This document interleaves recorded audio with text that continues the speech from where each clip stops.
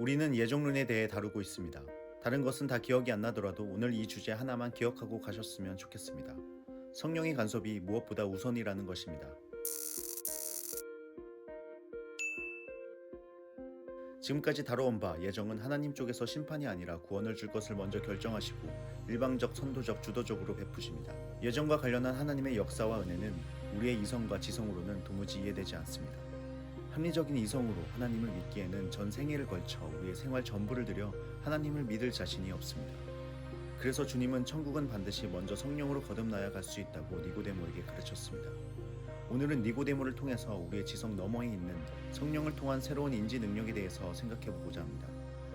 니고데모는 철두철미하고 냉철한 지성을 가진 유대사회의 최고의 지성인이었습니다. 니고데모가 예수님을 찾아온 판단은 지극히 객관적입니다.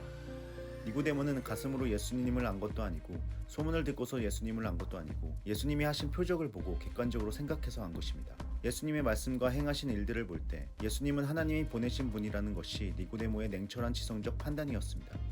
이에 대해 예수님께서는 진실로 진실로 내게 이르노니 사람이 거듭나지 아니하면 하나님의 나라를 볼 수 없느니라 라고 말씀하십니다. 성령은 인간이 예수를 믿기로 먼저 결단해야만 임하는 것이 아닙니다.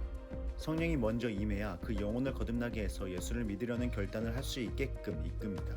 니고데모는 하나님께 자신이 구원받았거나 받을 수 있다는 확신을 얻으려고 남몰래 밤중에 찾아왔으나 성령으로 거듭난다는 의미도 모르고 그냥 돌아갔습니다. 성령으로 거듭나지 않아서 구원 진리를 깨닫지 못했고 온전한 결단까지는 내릴 수 없었던 것입니다. 니고데모는 예수님의 말씀에 이렇게 반론합니다.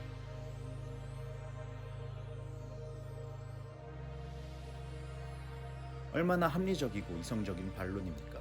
아무리 예수님이라도 세상 이치에 맞지 않는 터무니없는 이야기를 하는 것에 대해 니고데모가 정확하게 지적한 것입니다. 사실 우리도 교회에서 이와 같은 도무지 이해할 수 없는 엉뚱한 이야기를 들을 때가 많습니다. 새벽 기도를 드리라고 하면 밤늦게까지 일하는데 무슨 새벽이 나와서 기도를 하라고 하는가? 새벽에 잠을 자지 못하면 그날 일은 다 망치는 것이 아닌가 반문합니다.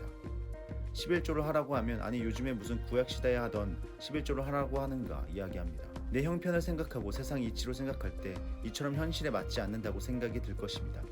오늘의 니고데모들이 대부분 의의를 제기하고 거부합니다. 교회에서 말하는 것들을 받아들이지 않는 것은 여러분의 이성적인 판단이 이것들을 받아들이지 않기 때문입니다. 우리가 자랑하는 지성과 판단, 그것으로 하나님의 뜻을 이룰 수 없습니다. 성령으로 거듭나야 하나님의 뜻을 깨달을 수 있습니다. 하나님의 말씀을 들으면서 내 삶에 감동이 없고 그 말씀으로 내 삶이 변화되지 않는 것은 내 지식으로 판단을 다 하고 있기 때문입니다. 애당초 순종으로 하나님의 말씀을 받아들일 생각이 있는 것이 아니라 내 나름대로의 생각이 있고 판단이 있고 하나님의 말씀은 참고사항으로 듣기 때문입니다.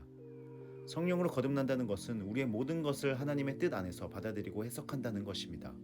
우리의 삶 가운데 여러 가지 크고 작은 일들이 쉴 새 없이 일어납니다. 우리가 꼭 기억해야 할 것은 그 모든 일이 우연한 것이 없다는 것입니다. 단지 미시적으로 봤을 때는 우연이지만 거시적으로는 필연입니다. 성령으로 거듭난다는 것은 모든 일을 인간의 생각으로 계산적으로 해결하지 않고 하나님의 도우심으로 해결하려고 하는 것입니다. 성령으로 거듭난 사람은 어떤 난관과 실패 중에서도 하나님께서 나를 도와주시고 나를 사랑하시고 지켜주시고 함께 하신다는 것을 믿는 사람입니다. 하나님의 계획이 무엇인지 깨닫고자 하는 사람입니다. 주님이 골고다 십자가에 죽으신 후에 니고데모는 이전과는 완전히 달라졌습니다.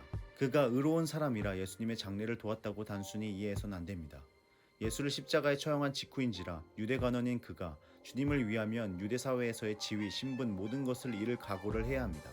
그렇다고 그가 부활하신 예수님이나 부활을 목격한 제자들에게 십자가 복음에 대해서 배운 적도 없습니다. 제자들은 두려워서 숨어 있었기에 니고데모와 만날 기회도 전혀 없었습니다. 그런 니고데모가 예수의 시신을 자기 손으로 깨끗게 보존하려는 것은 인간의 이성과 상식으로는 특별히 그동안의 모든 종교적 지식과 체험과 믿음에 따르면 아예 일어날 수 없는 일이었습니다. 그에게 성령이 임하여 예수님이 바로 자기 같은 죄인을 구원하러 온 메시아임을 깨우쳐 주어서 알게 된 것입니다. 거기다 모든 세상의 것들을 주님을 위해서 포기할 수 있는 권능도 덧입었던 것입니다.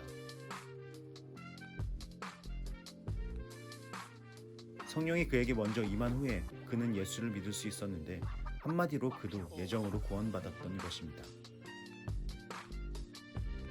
아니 예정이란 말은 다 치우고서라도 우리도 성령을 받아 나의 시선에서 주님의 시선으로 믿음과 생각이 확장되어야 합니다.